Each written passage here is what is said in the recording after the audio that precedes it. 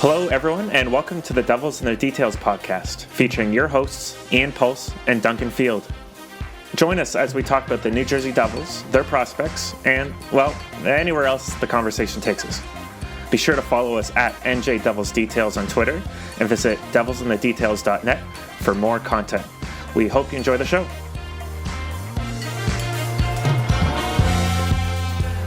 Hi, Duncan. How you doing? I'm good. How are you? Good. My colleague Ian is also on the line. We just wanted to thank you for joining us on the podcast. Yeah, no problem. Hi, Mr. Boyd again. Thank you for your time. It's funny now that the Devils have 3 prospects playing within the Ottawa 67s. And if it's all right with you, we'd like to get your perspective on some of those players, most notably from our most recent draft. We picked Nikita Okhotyuk in the second round pick. And Duncan and I have seen some footage on him. We enjoyed watching the 67s played this season, and would love to hear your perspective on what kind of player Okhotyuk is. Well, he's aggressive. That's the number one word that pops out when I think of Nikita. He's an interesting player. He's played for his country, and he was the captain of the under-17 team, captain of the under-18 team with the Russian national team. We selected him, of course, in the CHL import draft. And when he came over, it was a real transition for Nikita. He didn't speak a word of English, and he was on his own for the first time. The language barrier with the coaching staff, which it's a little bit easier when you've got your Google Translate, but when you're trying to make adjustments on the power play or penalty kill mid game becomes a little bit difficult. And Nikita's a competitor, so I think that it took him a transition to acclimatize himself to North America. He went back to Russia in the summertime, and in September when he came back, it was like a new man. He speaks English now, and he knows our league, and he knows the North American style of play. So he was a key player for us. He's a defense first, no nonsense type of player, but he's physically punishing. He doesn't play the puck. He plays shoulder to shoulder, and when he hits players, there is an impact. He's a guy who's getting bigger and stronger. He's already an effective junior player. I imagine that he's going to get an opportunity with his national team here again this year, a chance to grow there. But he's definitely a prospect that every team values, in that he's extremely difficult to play against. I think a lot of Devils fans are going to be pretty excited to hear that, because I don't think we have a ton of those prospects in the pipeline at the moment. That idea of a kind of stalwart, punishing, aggressive defenseman, it's not something that we've seen in the prospect pipeline too much. So I think that's really encouraging to hear. Just really quick, I'm just curious, because today is also the CHL import draft. How important is it to hit on those picks for the guys that come over to play a role in your team? Well, I think when you look at the caliber of players that are drafted in the National Hockey League, and some of the players that come over to the CHL, it can make or break your franchise, over a couple of year period. So you really got to do your homework. You got to hope for some luck. Usually the players that, teams are interested in also have pro options to play in Europe. And for a lot of them, especially the Swedes and the Finns and even some of the Russians, the pro option includes living at home with their parents for another 2 years. And developing in their systems, which are quality systems. So you really got to do your homework and find out, first of all, who's coming, and then find out who's the best player for your team. But if you can hit on one of these players, like we have with Nikita and Marco Rossi, who's draft eligible next year, they become top players in the league, and it's almost like getting another first round draft pick. So those 2 guys have been key additions for us. And, it's so important in the import draft to, you're hoping that your hard work and your luck aligns, and you're able to get that impact player. But there's a lot of smart general managers in the CHL. So it's extremely competitive, and you need some stars to align it for that to happen. We also wanted to touch on Graeme Clarke, who the Devils selected in the 3rd round, 80th overall. I think there was a video clip of a wraparound lacrosse goal that blew up on Devils Twitter that same day because of that selection. But what can you tell us about Clarke and his game and his role on your team? Well, he's a goal scorer. His whole life he's had a knack for finding the back of the net, and The casual observer, the first thing that you pick up on is his shot. He's got an extremely accurate shot. He shoots the puck with his head up, and he picks corners. He's not directing the puck at the net. He's looking at the 3-inch gap somewhere between the goalie and the post. So Graeme led all goal scorers in his OHL draft year. Was of course drafted to Ottawa in the first round, and then Graeme's game has really progressed away from the puck and the defensive side of the game. That's been the biggest improvement, over the last 2 years. And the fact that we had an extremely competitive team last year in Ottawa, and we added some 20-year-old players at the trade deadline. Mm-hmm. I think on a different CHL team, Graeme would have played more minutes in a greater role and would have put up a lot more stats than he did last year. But I think that scouts recognize that. And New Jersey, I think that's a really astute selection, because Graeme's going to take the next step forward with us next year and be a key contributor, and he's going to fill the net. And if that defensive game and everything else continues to improve, he's a legitimate prospect. I have to ask you, as the general manager of an Ontario Hockey League team, how do you balance? Do you find that, maybe this is a false dichotomy, but do you find that there's a balance or a difference in approach between icing a competitive team and developing prospects the way that perhaps NHL teams want you to? Yeah, well, that's a fine line for us, and that's the key component of the coach and general manager, a combination of both, is making sure that players are in a position where they're going to be able to succeed, and the most important is making sure they have the tools to do the job.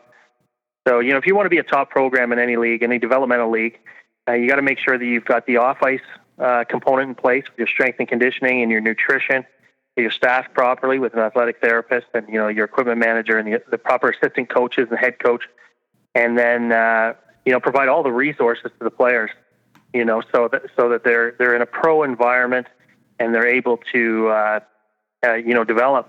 And then you have to play the players. Mm-hmm. There has to be a role for them on the team, and the players have to believe in the development. And players will progress through your lineup, as they get older, as their play improves. So, in the simplest way to put it is, an older player is usually a better player. Mm-hmm. But we're looking to develop 17-year-olds into elite 19-year-olds and 18-year-olds within our system. So we've got to draft extremely well. We've got to make sure that the coaching staff and the management staff and the scouts are all on the same page. And we're giving them directives of, these are the type of players we're trying to draft, and this is our shared values of our organization. And then, make sure we're putting a priority on working with each individual player to make sure that they're getting better. And then, the new, relatively new component is the NHL teams have development coaches now that will work with those players, and we'll work in tandem with the NHL teams to make sure that we're all on the same page and the players getting to where they need to go. So a lot of my job is overseeing, providing the resources and the information to the coaching staff, and then acting as a liaison sometimes between the NHL team and the junior team to make sure that we have those resources in place. No, that's fascinating. And one of the parts of this process that I think I'm most interested in is what that coordination looks like. So a couple of years ago, we had the chance to speak with Kyle Raftis of the Sioux Greyhounds about the same thing. And I'm curious about your take about what exactly that coordination with the NHL team would look like. Like, for example, before the draft, if you'd have any inkling, where a player like Graeme or Nikita might be going, but mostly after the fact, once a player is selected and comes back from training camp.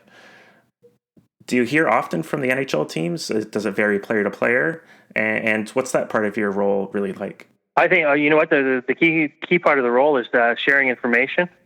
And, it's different team to team. There'll be some NHL teams that we have very little access before the draft. And part of that is, cloak and dagger secrecy. They don't want to tip their hand. So, it's tough to gauge where a player's going to go in the draft. Really tough. And, I think that part of that is managing the player's expectations. So, we had a player, Sasha Chmielewski, who was drafted to San Jose a couple of years ago. And I would have thought that Sasha would have been a second or third round pick at worst. He ended up sliding to the 6th round. Now, San Jose drafted in the 6th round. He went to training camp. He's one of the first players in that draft class that was signed. And, he's played a regular role with them in the American League at the end of our season and been productive, and he's a great player. But, there's an example of how wrong you can be when you try to, guess the draft. So some teams will perform more interviews and they'll interview the coaching staff and the general managers, but that doesn't necessarily mean that they're going to draft them. It's just the way they do their business. But it's different for every team leading into the draft. Following the draft, there's a lot of communication with the NHL clubs, with the development coaches, with the scouts that are in on a regular basis, to view the next, view the for 2020 now, and also to evaluate the players that they have in our lineup. So we have more communication after the draft with the scouts, because every time that they're in town, they'll touch base, make sure that a player is in the right headspace. They'll communicate with the player. Sometimes development coaches will come in and take to the ice with the players during the season, depending on the team. So, there'll be a lot of dialogue between our team and the NHL team, to make sure that the player's headed in the right direction. It really varies, organization to organization, and how many players we have. We had Arizona Coyotes. We had 2 players last year. We had a lot of communication with Arizona, which will continue because we get they're excellent players. Now I imagine we'll be talking a lot more with New Jersey, having 3 guys in the lineup. But, the NHL teams care about their players and put a premium on development. So we're proud to play a key part in that. And this won't be the first time that you've likely interacted with the Devils management or whoever's in charge of the development, because you were with the Mississauga Steelheads as well when the Devils drafted Michael McLeod and Nathan Bastian. Yeah, correct. It's coincidence, I think, that this is it's worked out this way, or it is coincidence for sure. Obviously we like the same type of players, I guess. But I think the Devils do an excellent job. They're scouts in the Ontario League for sure. We see them out all the time. They're in the rinks. They're communicating.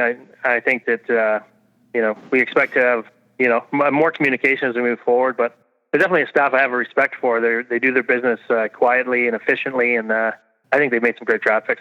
Piggybacking off Duncan's previous question, I'm very curious we mentioned the CHL import draft earlier, and that's kind of a gateway to a greater discussion of what it's like coordinating with players and agents, whether it be through the import draft or the OHL priority draft. I mean, what's it like?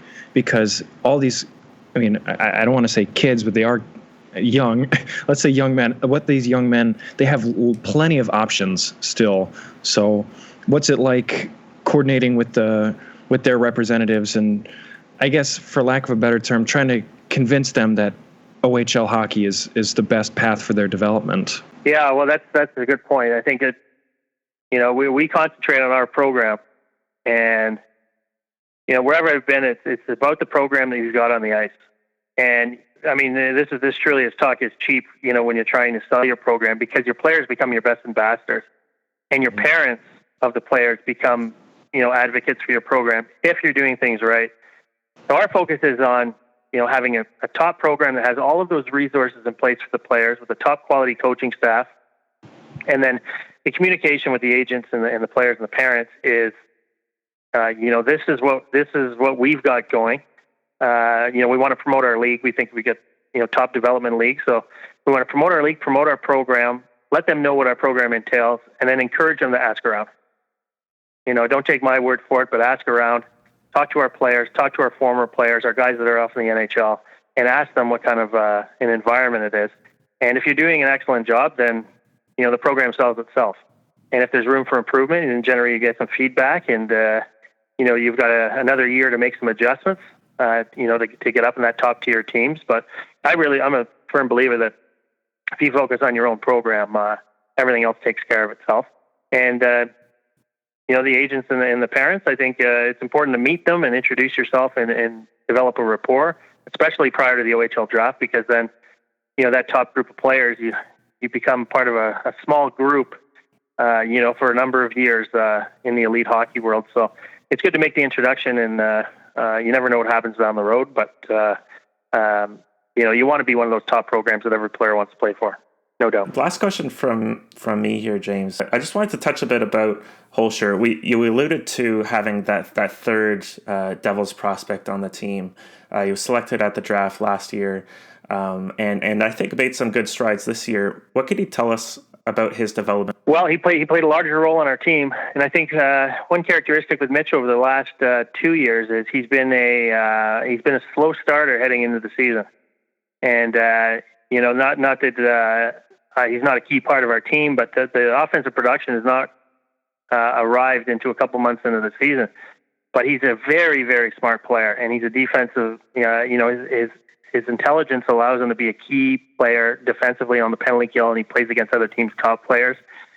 He needs to get bigger and stronger. He's in the gym. He's working. Mitch is one of these players that, it hasn't happened yet, but one of these days he's going to put on 25 pounds. He's doing all the right things. Yes. We'll be cursing Mitch when he's 50 years old and still thin and in great shape. But it's a little bit of a challenge for him right now with his metabolism, put on some weight. But he's eating all the right stuff. He's doing all the right stuff in the gym. It's only a matter of time before that happens. And, he'll be off to a better start this year. Of course, second time to an NHL camp and with some confidence. He was a key player for us in the playoffs this year and down the stretch. And really, in my opinion, one of the top two-way guys in our entire league. So with that size and strength, I think, he's a real chance to be a professional hockey player and develop into a real key guy for down the road. Perfect. I don't have any other questions. I just want to say thank you so much for taking the time to speak with us. Offline, Duncan and I talk a lot about how fun it is seeing teams with active trade deadlines and seeing what Ottawa did at the most recent OHL trade deadline. I mean, acquiring guys like Lucas Chiodo, Kyle Maximovich. It was just an absolute pleasure to watch. Yeah, we lucked out of the Stars line. Those are guys they were kind of our dream acquisition. And the Chiodo thing, it happened quickly, but it was like the Stars kind of aligned there. So yeah, I was doing cartwheels, after the deadline. But that's why it's so important for us to obviously the marquee players, the NHL drafted guys, the World Junior guys are the players that everyone gravitates to. They want to watch, but players like Maximovich and Chiodo, who are in some cases just as good or better and are quality people. After you watch the league, for 3 or 4 years, you really come to appreciate those guys and what they bring. So that's why we targeted them, and it was a lot of fun. In the short time that they were there, the coaching staff after the season, we talked about, wow, can you imagine if we had those guys for 3 years? What a great environment we'd have. Yeah. Because they're great. So hopefully those guys get deals. They can both play pro. They got some options with their education package here from the CHL, but I hope someone gives them a shot because they can play. And I hope you don't mind. That leads me actually to one more question. We noticed that competition windows for junior OHL teams are kind of more up and down, more volatile, with more player movements than like an NHL team. How is that? How does it take to balance narrowing out a window of competition like what Ottawa did this year with deciding when it's time to rebuild? Yeah, well, I think you got to assess every year, and you have to have an understanding what your organization is all about, because there's always going to be. I mean, there are organizations in all three junior leagues that seemingly have a philosophy where they're going to build towards one season, and try to win, and then they have no problem, regressing and building through the draft again, and they do an excellent job of it. And the fan base is stable, and that's the way that it works. A team in our league that's a great example is the Barrie Colts, where they're either in the seemingly championship contenders, or they're drafting at the top of the draft and getting a Svechnikov and and rebuilding it, and they're always an exciting team. But so if you want to be continuous, if you want to continually be competitive and ice a top team every year, you're going to be competing with the Dale Hawerchucks and the Colts of the world who know what they're doing. and are going to add those key pieces at the trade deadline. So you got to decide what you're all about, and what you're going to do. But it becomes extremely tempting no matter what when you get to the trade deadline, and other teams are sometimes step outside their comfort zone and add numerous players. Mm-hmm. And sometimes it happens in the Western Hockey League year before last. There was 3 or 4 teams, and this is just as a casual observer. I'm watching the 3 or 4 teams are added as if they're they're trying to win the championship, and there were wild trades made, and teams I think got caught up in it. That happens too. So you got to have a strategy going into the trade deadline of what this is what we want to accomplish, and then try to do that. But there are teams in our league that are competitive year after year, and it always comes back to drafting and recruiting. They're the top teams, and they take chances at drafting top players, and they're always working to get those players in the system. So every team wants to be that team. It's a little more difficult to do in real life, but no doubt we're in a super competitive league with a lot of really astute hockey guys. So the competitive environment makes it really fun to work in. Well, listen, thank you so much for taking the time to speak with us. We really appreciate how generous you've been with your time. And just on a casual note, Ian and I still talk about that heartbreaking loss with the Steelheads and the Erie Otters in the OHL finals. I don't think we'll ever get over it. We mention it just about every episode of this podcast. So it's really great to get to connect with you. Well, you know what? I had a couple of conversations this year with Kyle Maximovich about the very thing there. I'll never get over it either. So I appreciate the support. The feeling's mutual for sure. Thank you so much for joining us. Yes, thank you so much. Right on, guys. All right, all the best.